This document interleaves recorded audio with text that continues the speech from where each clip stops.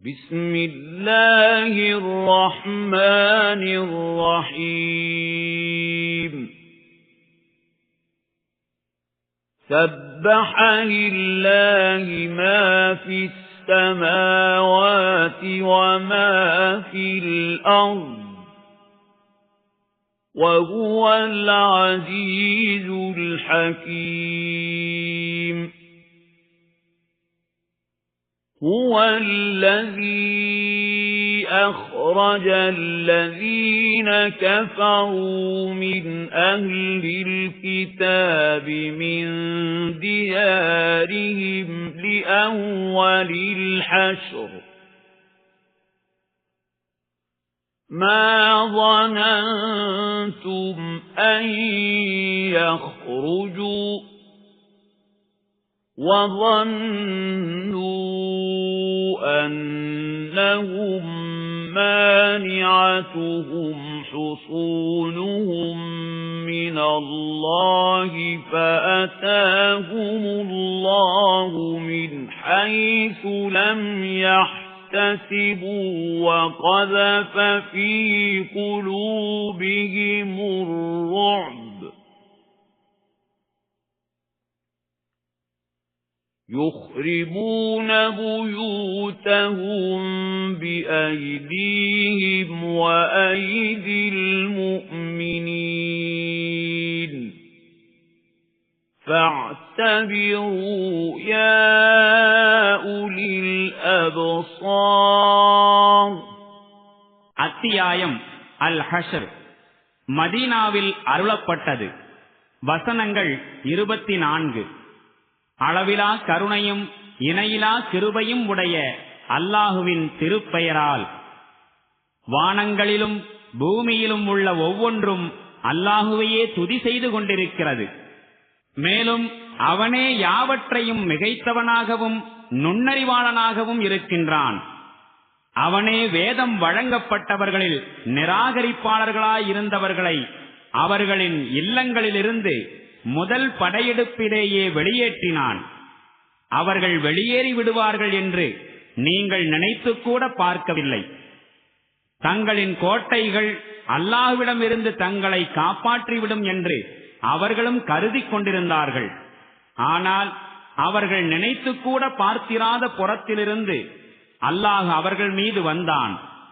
அவன் அவர்களின் உள்ளங்களில் பீதியை ஏற்படுத்திவிட்டான். பிறகு ஏற்பட்ட விளைவு இதுவே: அவர்கள் தங்களுடைய கைகளைக் கொண்டே தங்களின் இல்லங்களை அழித்துக் கொண்டிருந்தார்கள். இறை நம்பிக்கையாளர்களின் கைகளைக் கொண்டும் அழிவினை ஏற்படுத்திக் கொண்டிருந்தார்கள். எனவே பார்க்கும் கண்கள் உடையீர், படிப்பினை பெறுவீர்.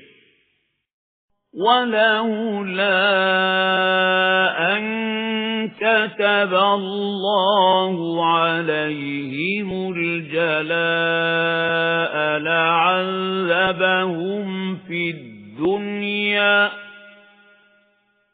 وَلَهُمْ فِي الْآخِرَةِ عَذَابُ النَّارِ ذَلِكَ بِأَنَّهُمْ شَاقُّوا اللَّهَ وَرَسُولَهُ وَمَن يُشَاقِّ اللَّهَ فَإِنَّ اللَّهَ شَدِيدُ الْعِقَابِ. அல்லாஹ் அவர்கள் மீது நாடு கடத்தலை விதித்திராவிடில் உலகிலேயே அவர்களுக்கு வேதனை அளித்திருப்பான். மறுமையிலோ அவர்களுக்கு நரக வேதனை இருக்கவே செய்கிறது. இவற்றிற்கெல்லாம் காரணம் அவர்கள் அல்லாஹுவையும் அவனுடைய தூதரையும் எதிர்த்ததுதான். மேலும் அல்லாஹுவை யார் எதிர்ப்பினும் சின்னமாக அல்லாஹ் அவர்களுக்கு தண்டனை அளிப்பதில் மிக கடுமையானவனாக இருக்கின்றான். مَا قَطَعْتُم مِّن لِّينَةٍ أَوْ تَرَكْتُمُوهَا تَرَكْتُمُوهَا قَائِمَةً عَلَى أُصُولِهَا فَبِإِذْنِ اللَّهِ وَلِيُخْزِيَ الْفَاسِقِينَ. நீங்கள் சில பேரீச்ச மரங்களை வெட்டியதும் அல்லது அவற்றின் வேர்களில் அவற்றை நிற்கும்படி விட்டுவிட்டதும் எல்லாமே அல்லாஹ்வின் அனுமதியுடன் தான் நடந்தன. அல்லாஹ் தீயவர்களை இழிவிலும் கேவலத்திலும் ஆழ்த்திவிடுவதற்காகவே இந்த அனுமதியை அளித்தான். وَمَا أَفَاءَ اللَّهُ عَلَى رَسُولِهِ مِنْهُمْ فَمَا أَوْجَفْتُمْ عَلَيْهِ مِنْ خَيْلٍ وَلَا رِكَابٍ وَلَكِنَّ اللَّهَ يُسَلِّطُ رُسُلَهُ عَلَى مَن يَشَاءُ وَاللَّهُ عَلَى كُلِّ شَيْءٍ قَدِيرٌ. மேலும் அல்லாஹ் எந்த செல்வத்தை அவர்களின் பிடியிலிருந்து விடுவித்து தன் தூதரின் பக்கம் திருப்பிக் கொடுத்தானோ அந்த செல்வம் உங்கள் குதிரைகளையும் ஒட்டகங்களையும் நீங்கள் ஓட்டிச் சென்றதால் கிட்டியதல்ல. மாறாக அல்லாஹ் தான் நாடுபவர்களின் மீது தன்னுடைய தூதர்களுக்கு அதிகாரம் வழங்குகின்றான். மேலும் அல்லாஹ் அனைத்தின் மீதும் பேராற்றல் உள்ளவனாக இருக்கின்றான். مَا أَفَاءَ اللَّهُ عَلَى رَسُولِهِ مِنْ أَهْلِ الْقُرَى فَلِلَّهِ وَلِلرَّسُولِ وَلِذِي الْقُرْبَى وَالْيَتَامَى وَالْمَسَاكِينِ وَابْنِ السَّبِيلِ كَيْ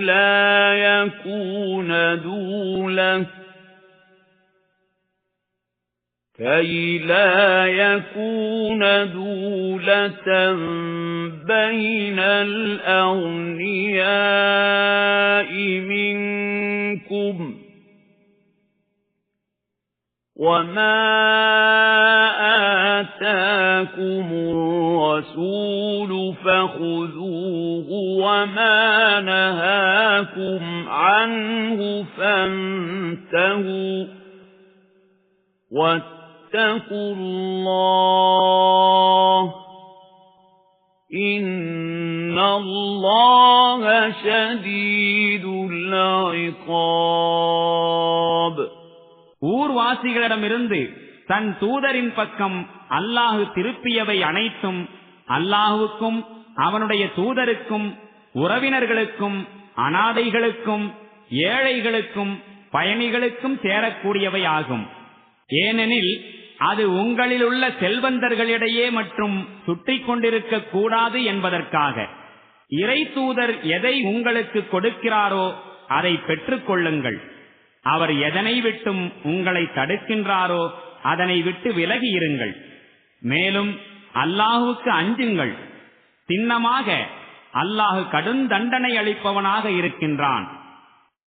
لِلْفُقَرَاءِ الْمُهَاجِرِينَ الَّذِينَ أُخْرِجُوا مِنْ دِيَارِهِمْ وَأَمْوَالِهِمْ يَبْتَغُونَ فَضْلًا مِنَ اللَّهِ وَرِضْوَانًا وَيَنصُرُونَ اللَّهَ وَرَسُولَهُ أُولَئِكَ هُمُ الصَّادِقُونَ. وَالَّذِينَ تَبَوَّأُوا الدَّارَ وَالْإِيمَانَ مِنْ قَبْلِهِمْ يُحِبُّونَ مَنْ هَاجَرَ إِلَيْهِمْ وَلَا يَجِدُونَ فِي صُدُورِهِمْ حَاجَةً ولا يجدون في صدورهم حاجة مما أوتوا ويؤثرون على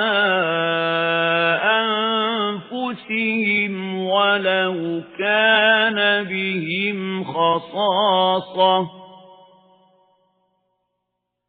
ومن يوق شح نفسه فأولئك هم المفلحون والذين جاءوا من بعدهم يقولون ربنا اغفر لنا ولإخواننا الذين سبقونا بالإيمان ولا تجعل في قلوبنا غلا للذين آمنوا ولا تجعل في قلوبنا غلا للذين آمنوا ربنا إنك رؤوف رحيم. மேலும் அந்த செல்வம் தங்களின் இல்லங்களை விட்டும் சொத்துக்களை விட்டும் வெளியேற்றப்பட்ட ஏழை முஹாஜிர்களுக்கு உரியதுமாகும். அவர்கள் அல்லாஹ்வின் அருளையும் அவனது உவப்பையும் விரும்புகின்றார்கள். மேலும் அல்லாஹ்வுக்கும் அவனுடைய தூதருக்கும் உதவி புரிந்திட தயாராயிருக்கின்றார்கள். இவர்களே வாய்மையுள்ள மக்களாவர். மேலும் அந்த செல்வம் இந்த முஹாஜிர்களின் வருகைக்கு முன்பே நம்பிக்கை கொண்டு தாருல் ஹிஜ்ரத்தில் மதீனாவில் வாழ்ந்து கொண்டிருந்தவர்களுக்கும் உரியதாகும். ஹிஜ்ரத் செய்து தங்களிடம் வந்திருப்பவர்களை இவர்கள் நேசிக்கின்றார்கள் என்பது மட்டுமல்ல, அவர்களுக்கு அளிக்கப்பட்டவை தங்களுக்கும் தேவையானதே என்று மனத்தளவில் கூட அவர்கள் நினைப்பதில்லை. மேலும் தாங்களே தேவையுள்ளவர்களாயிருந்தாலும் கூட தங்களை விட பிறருக்கே முன்னுரிமை வழங்குகின்றார்கள். உண்மை யாதெனில், யார் தங்கள் மனதின் உலோபித்தனத்திலிருந்து காப்பாற்றப்பட்டார்களோ அவர்களே வெற்றி பெறக்கூடியவர்களாவர். மேலும் இந்த முன்னோடிகளுக்கு பிறகு வருகின்ற மக்களுக்கு உரியதாகும் அந்த செல்வம். அவர்கள் கூறுவார்கள், எங்கள் அதிபதியே, எங்களையும் எங்களை விட முந்தி நம்பிக்கை கொண்டு விட்ட எங்கள் சகோதரர்களையும் மன்னித்தருள்வாயாக. மேலும் எங்கள் உள்ளங்களில் நம்பிக்கையாளர்களின் பேரில் எந்த குரோதத்தையும் உண்டாக்காதே. எங்கள் அதிபதியே, நிச்சயமாக நீ மிகவும் பரிவுடையவனாகவும் பெரும் கிருபையாளனாகவும் இருக்கின்றாய். أَلَمْ تَرَ إِلَى الَّذِينَ نَافَقُوا يَقُولُونَ لِإِخْوَانِهِمُ الَّذِينَ كَفَرُوا مِنْ أَهْلِ الْكِتَابِ لَئِنْ أُخْرِجْتُمْ لَنَخْرُجَنَّ مَعَكُمْ وَلَا نُطِيعُ فِيكُمْ أَحَدًا أَبَدًا وَإِنْ قُوتِلْتُمْ لننصرنكم والله يشهد إنهم لكاذبون. لئن أخرجوا لا يخرجون معهم ولئن قوتلوا لا ينصرونهم ولئن نصروهم ليولن الأدبار ثم لا ينصرون. لأنتم أشد رهبة في صدورهم من الله ذلك بأنهم قوم لا يفقهون. لا يقاتلونكم جميعا إلا في قرى محصنة أو من وراء جدر بأسهم بينهم شديد تحسبهم جميعا وقلوبهم شتى ذلك بأنهم قوم لا يعقلون. நயவஞ்சகத்தனமான நடத்தையை மேற்கொண்டிருப்பவர்களை நீர் பார்க்கவில்லையா என்ன? இவர்கள் வேதம் வழங்கப்பட்டவர்களில் இறை நிராகரிப்பாளர்களாய் உள்ள தங்களின் சகோதரர்களிடம் கூறுகின்றார்கள், நீங்கள் வெளியேற்றப்பட்டால் நாங்களும் உங்களுடன் வெளியேறி விடுவோம். உங்கள் விவகாரத்தில் நாங்கள் எவருடைய பேச்சையும் ஒருபோதும் ஏற்றுக்கொள்ள மாட்டோம். உங்களின் மீது போர் தொடுக்கப்பட்டால் நாங்கள் உங்களுக்கு நிச்சயம் உதவி செய்வோம். ஆனால் இவர்கள் சுத்த பொய்யர்கள் என்பதற்கு இறைவன் சாட்சியாக இருக்கின்றான். அவர்கள் வெளியேற்றப்பட்டால் இவர்கள் அவர்களுடன் ஒருபோதும் வெளியேற மாட்டார்கள். மேலும் அவர்கள் மீது போர் தொடுக்கப்பட்டால் இவர்கள் அவர்களுக்கு ஒருபோதும் உதவ மாட்டார்கள். இவர்கள் அவர்களுக்கு உதவி செய்ய சென்றாலும் கூட புறமுதுகு காட்டிக்கொண்டு ஓடிவிடுவார்கள். பிறகு எங்கிருந்தும் எந்த உதவியும் அவர்கள் பெறமாட்டார்கள். இவர்களின் உள்ளங்களில் அல்லாஹுவை பற்றிய அச்சத்தை விட உங்களுடைய அச்சமே அதிகமாக உள்ளது. ஏனெனில் இவர்கள் ஒன்றும் புரியாத மக்களாயிருக்கின்றார்கள். இவர்கள் எல்லோரும் ஒன்று திரண்டு சிறந்த மைதானத்தில் ஒருபோதும் உங்களுடன் போரிட மாட்டார்கள். போரிட்டாலும் அரண்களுடைய ஊர்களினுள் அமர்ந்து கொண்டோ சுவர்களுக்கு பின்னால் ஒளிந்து கொண்டோதான் போரிடுவார்கள். அவர்கள் தங்களுக்கிடையே மோதிக்கொள்வதில் கடுமையாக உள்ளனர். இவர்கள் அனைவரும் ஒன்றுபட்டிருப்பதாக நீர் கருதுகின்றீர். ஆனால் இவர்களுடைய இதயங்கள் சிதறிக் கிடக்கின்றன. இவர்கள் இந்நிலைக்கு ஆளானதன் காரணம் இவர்கள் சிந்திக்காத மக்களாயிருப்பதுதான். كَمَثَلِ الَّذِينَ مِنْ قَبْلِهِمْ قَرِيبًا ذَاقُوا وَبَالَ أَمْرِهِمْ وَلَهُمْ عَذَابٌ أَلِيمٌ. كَمَثَلِ الشَّيْطَانِ إِذْ قَالَ لِلْإِنسَانِ اكْفُرْ فَلَمَّا كَفَرَ قَالَ إِنِّي بَرِيءٌ مِنْكَ إِنِّي أَخَافُ اللَّهَ رَبَّ الْعَالَمِينَ.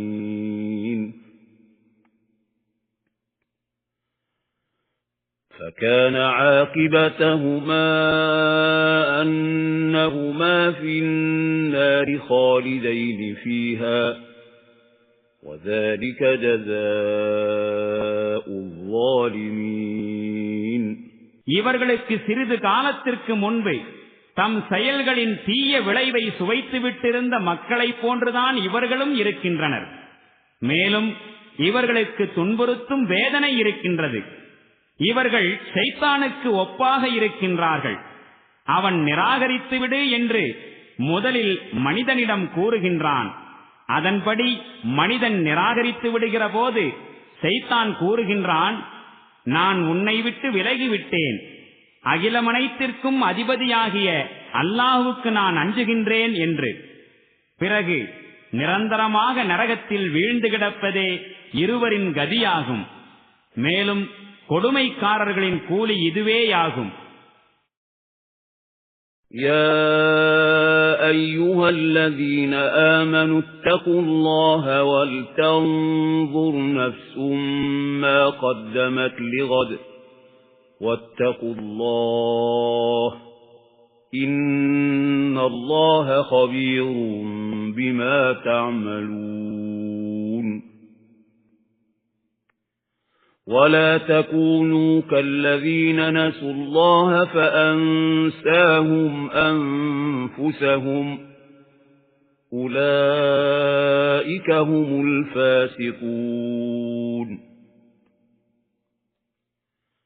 لا يستوي أصحاب النار وأصحاب الجنة أصحاب الجنة هم الفائزون.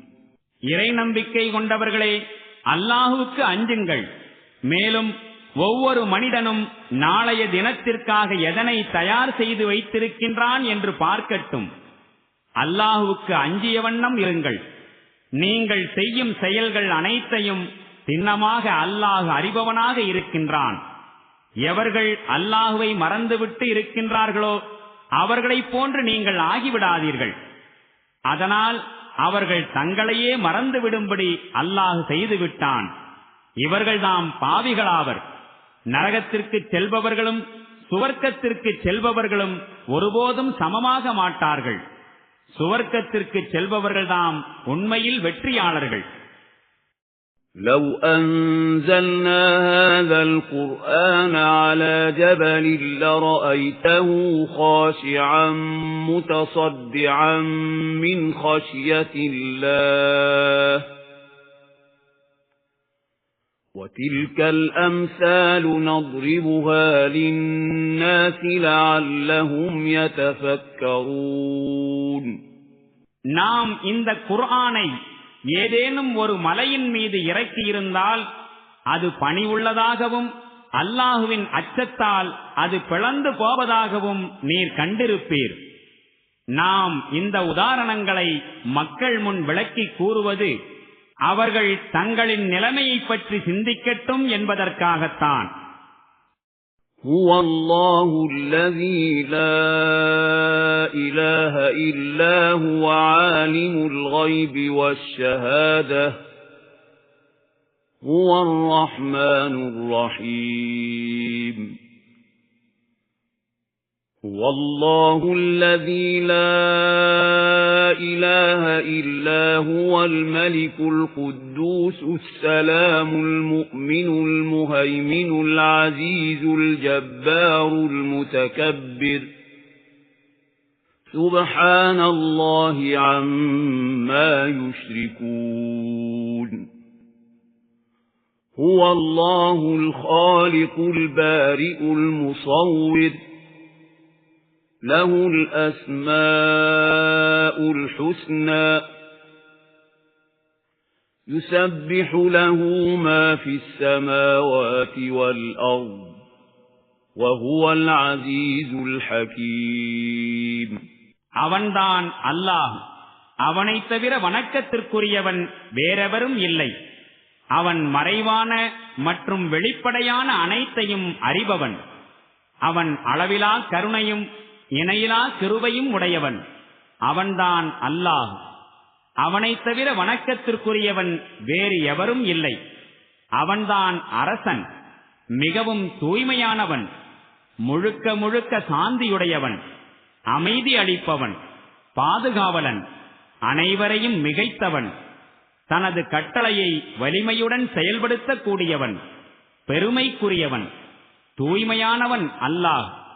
மக்கள் புரியும் இணை வைப்பு செயல்களை விட்டு அந்த அல்லாஹுதான் படைப்புக்கான திட்டம் வகுப்பவனும் அதனை செயல்படுத்துபவனும் அதற்கேற்ப வடிவம் அமைப்பவனும் ஆவான். அவனுக்கு மிக அழகிய பெயர்கள் இருக்கின்றன. வானங்களிலும் பூமியிலும் உள்ள ஒவ்வொன்றும் அவனை துதித்துக் கொண்டிருக்கிறது. மேலும் அவன் யாவற்றையும் மிகைத்தவனும் நுண்ணறிவுடையவனுமாயிருக்கின்றான்.